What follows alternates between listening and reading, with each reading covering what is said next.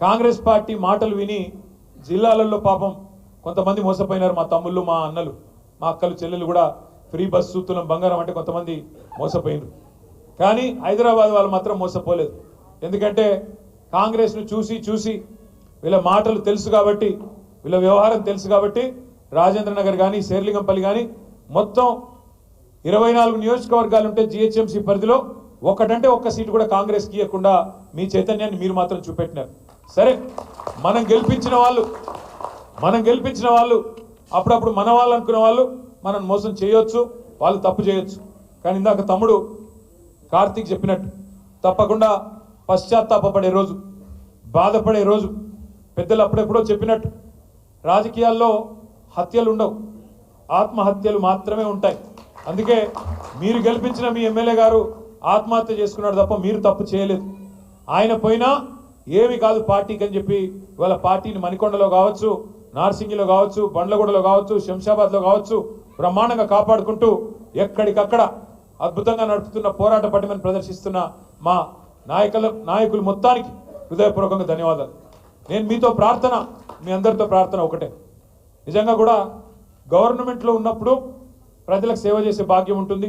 ప్రజలని సంక్షేమ కార్యక్రమాల ద్వారా, అభివృద్ధి కార్యక్రమాల ద్వారా చేరుకునే అవకాశం ఉంటుంది.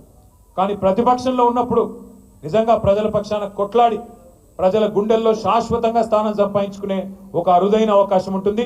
ఇవాళ అవకాశం మా తమ్ముడు కార్తీక్ రెడ్డి గారికి వచ్చిందనే మాట నేను మీకు విజ్ఞప్తి చేస్తా ఉన్నాను. మీరు ఎంత గట్టిగా ప్రజల్లోకి పోతే చాలా సంతోషంగా ఉంది,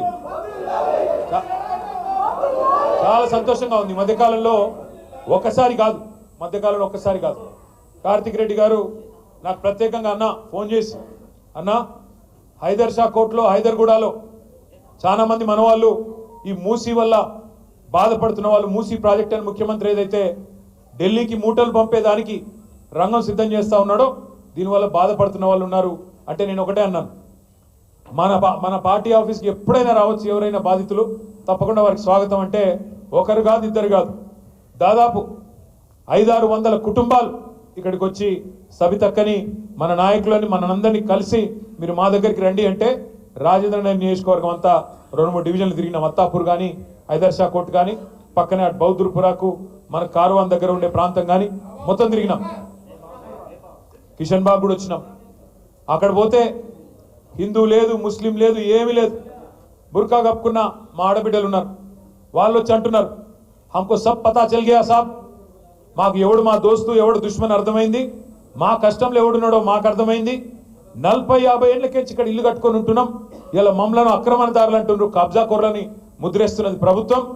రిజిస్ట్రేషన్లు అయినాయి, ప్రభుత్వమే రిజిస్ట్రేషన్లు చేసింది, పైసలు కట్టించుకున్నది, పర్మిషన్లు ఇచ్చింది, పైసలు కట్టించుకున్నది, ట్యాక్సులు కడుతున్నాం, ప్రతి సంవత్సరం గర్పట్టి కడుతున్నాం, హౌస్ ట్యాక్స్, ప్రాపర్టీ ట్యాక్స్ కడుతున్నాం, నల్ల బిల్లు కడుతున్నాం, కరెంటు బిల్లు కడుతున్నాం, అన్ని కడుతున్నాం.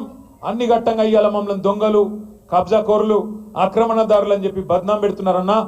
ఒక్కొక్క ఇల్లు విలువ 2 కోట్లు 3 కోట్లు ఉంటుంది. ఎందుకంటే హైదరాబాద్లో 60 గజాలు 50 గజాలు ఉన్నా ఇక్కడ బంగారం లాంటి భూమి, ఇక్కడ బంగారం లాంటి మరి మట్టి, అట్లాంటిది ఇవాళ అది ఇడిచిపెట్టి అది కూలగొడతాం.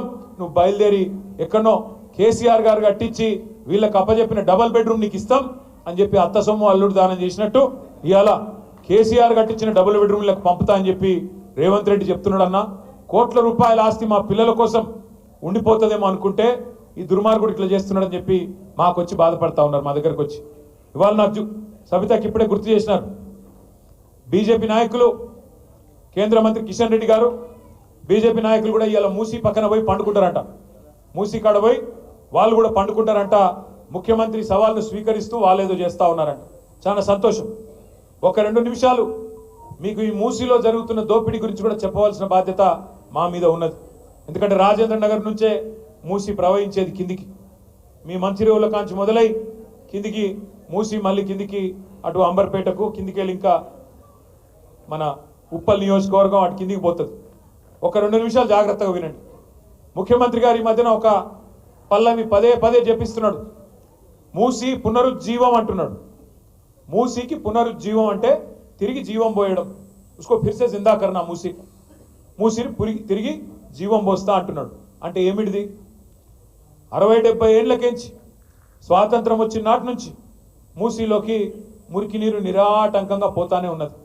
ముఖ్యమంత్రి గారు ఎట్లా మాట్లాడుతున్నాడంటే అదేదో మూసీని వీళ్ళేదో బంగారం లాగా మనకు చందమామలాగా మనకు అప్పజెప్పిపోయినారు 2014లో, దాన్ని మనం అంతా మసిపూసి పాడు చేసి ఖరాబ్ చేసినాం అన్నట్టు మాట్లాడుతున్నాడు. ఒకసారి యాద్ చేసుకోండి, 2014 నాటికే మూసి మురికి కుప్పంగా మారిన మాట వాస్తవం కాదా? 50-60 ఏళ్ళు కాంగ్రెస్ పరిపాలన, 15-20 ఏళ్ళు తెలుగుదేశం పరిపాలన, ఆ రెండిట్లో ఉన్నది ఇదే రేవంత్ రెడ్డి కాదా?